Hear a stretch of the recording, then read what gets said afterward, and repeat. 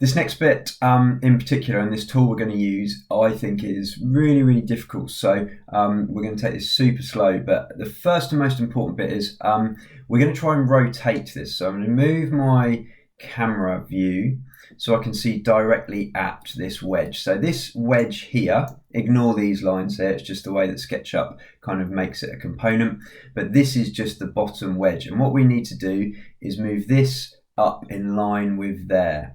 Okay, so this next bit is really, really difficult. What we're going to do is grab or click on what will look like to begin with the move tool, and then we're going to go down to this second one, which is the two circles, and you hover over it and it says rotate. So this is all about, you'll get a little protractor that comes up like this. Now, depending on what way you look at an object is the way that it will spin later on. So I'll try and show you what I mean by that. So I get my object selected. So for this one, it's the actual piece here. Now, because we're looking at it this way, if I were to click just somewhere in here and spin it, you'll notice that we get a red protractor and it spins round this direction, and SketchUp will often sort of automatically jump to certain positions. So it kind of does like 90 degrees, so it moves it just by a little bit. So that's that way. If I spun it and change my camera angle to this way around, I get a different coloured protractor, which is going to be the green one. And this time it will flip things this way around. So it's always going to rotate, kind of, if you imagine that protractor as a clock face, and it just moves things round on that clock face.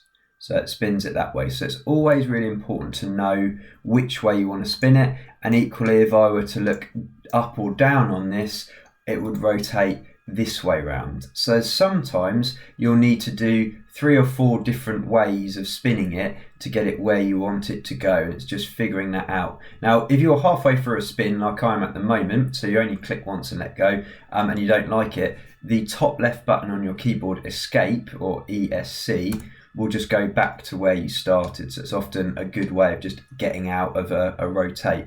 Now, it's really important to also mention that there is one evil protractor, and that protractor is the one that you can see now, the black protractor. Previously, everything we've done is just spinning it on one of these, kind of spinning in one dimension. So it just flips it like a clock face. If you ever get the black protractor, that will rotate things in every different angle you can think of. So if you can see now, it's twisted, it's not on a single straight line anymore.